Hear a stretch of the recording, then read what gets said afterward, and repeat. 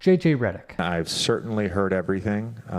It's been a really interesting 6 weeks or so, just in terms of being part of the engagement farming industry. It's been really interesting. Indeed it has, in case you missed it. Lights, camera, action in Los Angeles today. Lakers introducing JJ Redick as their new head coach here. The Los Angeles Lakers are now on their 5th coach since the year 2016. And they hired the former Duke guard and longtime NBA player as their head coach.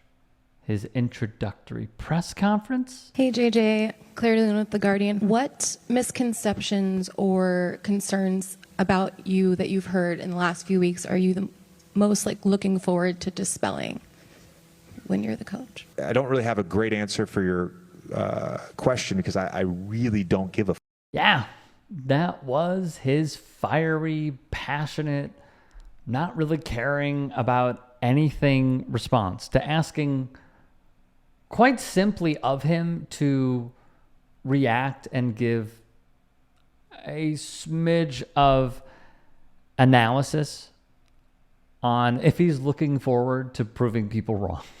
That's all that it was. So the media then hounded our timelines and flooded our news feeds with the F-bomb quote.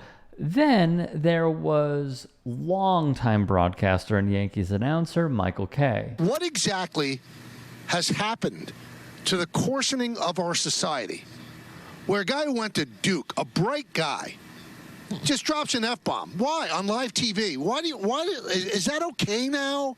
Is that okay? No. So maybe the FCC should change all these rules, too.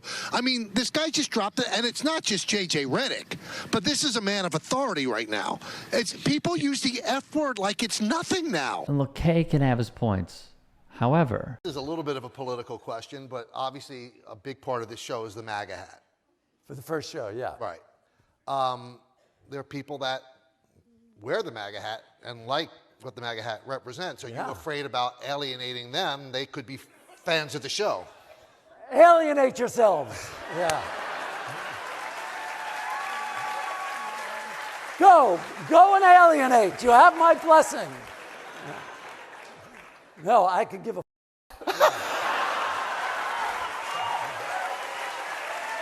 Yep, that was Michael Kay laughing in the background. Nonetheless, there is a story that broke regarding JJ Redick that should be taken seriously. The Guardian, along with countless other outlets, brought to light an allegation stemming from Redick's days at Duke. Hala Nash would tweet, "I've only been called the N-word to my face by a white man once in my life, and it was on the campus of Duke University while I was doing work with the basketball team. And today, he was named the head coach of the Los Angeles Lakers." According to her LinkedIn, Ms. Nash was at Duke from the years 2002 to 2005. Nash's LinkedIn page also says she's the founder of Rosecrans Ventures, a professional development solutions company, and thus previously she attended Duke. Redick was a 2-time All-American, ACC Athlete of the Year, All-Conference, and had his number 4 jersey retired at Cameron Indoor, while a member of the basketball team from 2002 to 2006. TMZ Sports would reach out to Redick's team, and a spokesperson would respond. And put it quite bluntly, no, it never happened. Nash would then send a follow-up tweet writing, "For context, this was years ago, and I am a believer that we all have space to grow, especially from our college-level maturity. We live in a world where these exchanges happen, and the intersection of race and privilege and lack of accountability all collided with that presser." Now, via Duke Basketball Report, we can't imagine that being tolerated, the N-word, in the Redick household. We also can't imagine Mike Krzyzewski tolerating it when he coached at Duke. The harshest thing we ever heard a Duke player say about JJ Redick was when John Shire, who went to my high school, said that Redick hosted him on his visit and, quote, "he wasn't very nice." let's just take a quick break in the action here. This is implying a few different things, and let's stay objective throughout this piece, all right? This is implying that Mike Krzyzewski heard it. It would imply that those in JJ Redick's house heard it. It would also imply that Hala Nash was not so hurt by it that she decided to bottle it up. It's implying that everybody knew about it.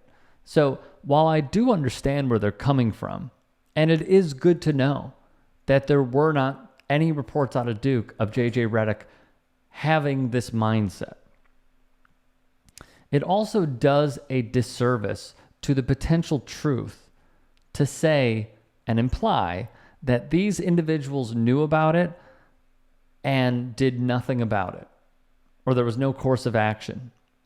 Nonetheless, we've never heard a coach or teammate in the National Basketball Association say anything like this about JJ Redick either. And as far as we can tell, Duke Basketball Report can tell, Redick, who co-hosted a podcast with LeBron James, seems to have mutual respect, as do the many current and former NBA players who have appeared on Redick's podcasts. So since 2002, for the last 24 years, Redick has built a reputation pretty opposite of Hala Nash's allegations, except for one time. And this was a bit controversial because it was up to interpretation in the eyes of many. And it goes back to when JJ Redick had an alleged slip up when he was a player in the NBA. It's obviously been an interesting couple of days for me. I made a statement on Sunday night, and just to reiterate that, I really I'm sorry for anyone that I offended with what was a very unintentional mishap. As I said in my statement, I was going to say NBA Chinese fans, and it didn't make sense at the last minute. I changed it to NBA fans in China, and a word came out, and it's unfortunate that so many people were offended, and I'm sorry for that. I can't imagine waking up to celebrate a new year and having some random NBA player use a word like that. So I'm very sorry. And just for context, here is that piece of video. Happy New Year, Coach Evans. I just wanted to wish all of the NBA fans in China a very happy Chinese New Year. Bleacher Report would then go on to write in their piece. In the video posted on YouTube, JJ Redick appears to say that he would like to wish all the NBA slur fans of China a very happy Chinese New Year. There would be a prominent athlete at the time to come to Redick's defense, take it as you will. Jeremy Lin would say, and I quote, "I spoke with JJ today on the phone for a long time. I truly believe he didn't say a racial slur and that he has a great deal of respect toward Chinese people. I also reached out to Adam Silver and David Shoemaker. Everyone knows that this should never be used in referring to Chinese people, and everyone is committed to Chinese fans being treated with the quality and respect that they deserve." When stuff like this comes up, let's be very clear. Until we have the smoking gun or we have the offending party admit it, this is going to be up for debate, and it shouldn't. I reiterate, it should be taken very seriously. And I think the other part of this that is quite troubling is the reaction that I constantly see, which is, well, why'd she wait X amount of years? Why'd she wait 15 years?